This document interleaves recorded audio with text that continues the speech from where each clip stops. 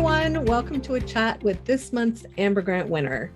Today, we're speaking with Alli DiVincenzo, who's the CEO of One Fun, and she is the Amber Grant winner for January 2022. I'm Marsha Layton Turner, and I'm an advisory board member at Women's Net, which gives the Amber Grants. So Alli, thanks for joining us today. Really appreciate it. Thank you so much for having me. I'm thrilled to be here. Awesome.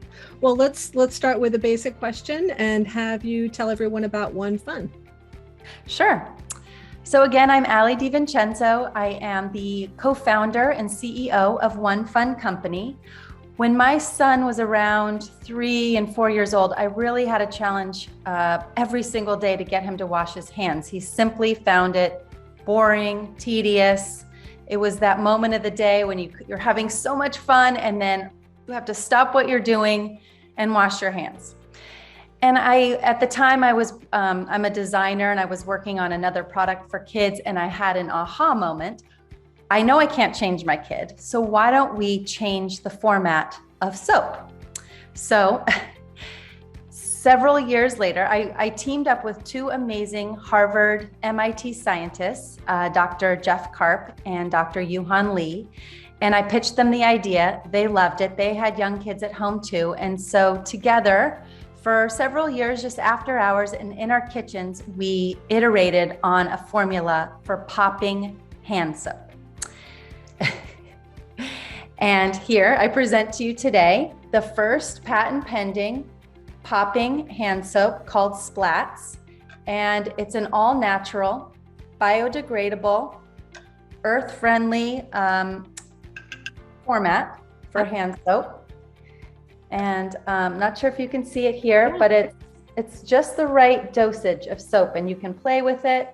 And then when you're ready, you can either splat it with two hands or just burst it with your fingers.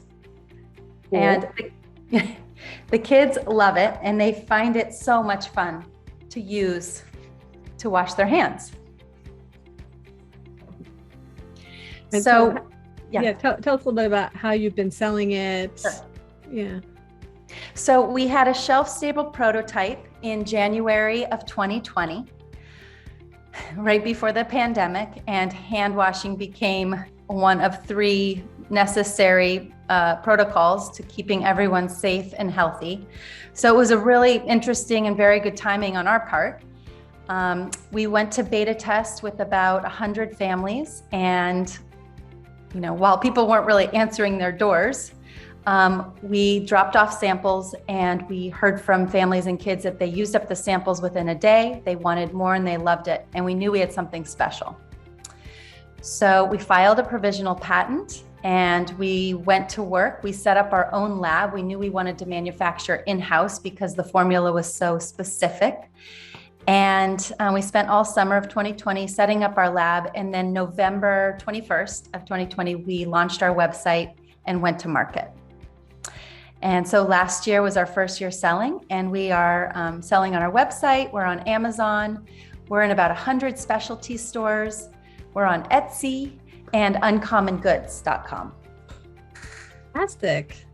Yeah. That's amazing. So how did you hear about the Amber Grant, and what made you decide to apply? So I have a very good friend. Her name is Jessica Cohen, and I've known her for over a decade now. And she's just one of those friends that whenever you're having the day where you just need some ideas, I would call Jessica, and one day she suggested the Amber Grant. And so I looked you up, and it looked fabulous. I applied, and here I am today. So word of mouth. Yay. So now that you've won $10,000, tell us about your plans. How are you going to spend it? So we recently expanded our lab space. We moved from Massachusetts to South Norwalk, Connecticut.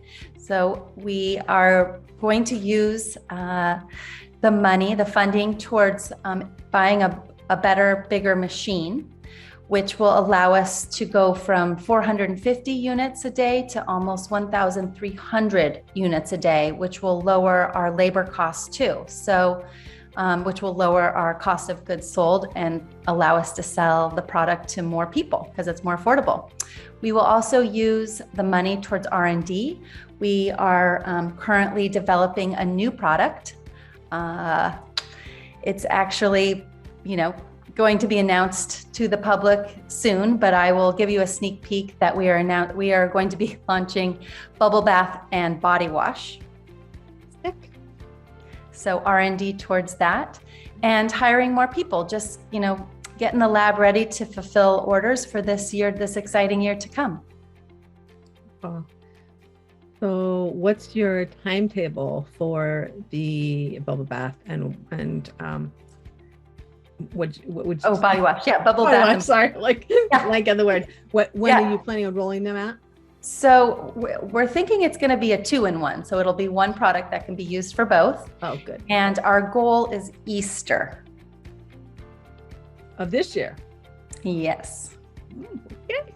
That's good. Which thankfully falls in April of this. Yeah. Okay. So you got a few weeks. That's awesome. Yeah. Besides rolling that out, looking even farther ahead, like 3-5 years out, where do you see the business then? So our patent, which we filed in May of 2020, has now been converted to a non-provisional patent, which really protects this format of personal care products over many product lines. So from hand soap to body wash, bubble bath, shampoo, conditioner, mouthwash, really the sky's the limit on what we can do with it. But we've surveyed our customers and they've told us what they want to see next. So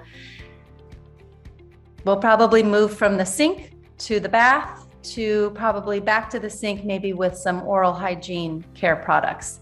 And really our goal is to help parents, make their lives easier by creating products that kids find really fun to use.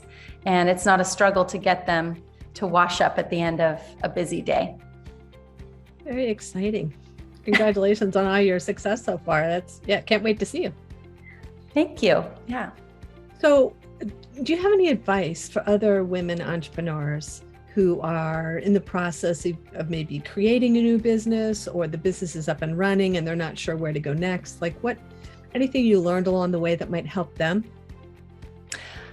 I'm so glad you asked me this, because I have used the advice of so many people along the way. So first and foremost, ask for advice. That's my advice. Listen to as many podcasts as you can, from How I Built This to Stairway to CEO, which is a great podcast. Also Second Life, which interviews women entrepreneurs that maybe started their career one way and then took a turn, and then it shows where they've ended up. So podcasts are always great. And also, I think my number one advice is, if you have an idea, start small. Don't be afraid to share your idea and get feedback. You ask your friends, ask strangers on the street. I think it's really important that, getting that initial feedback to see if it's a viable product, if people are interested in it, because you might be interested in it, but it might not be interesting to more than, let's say, 100 people.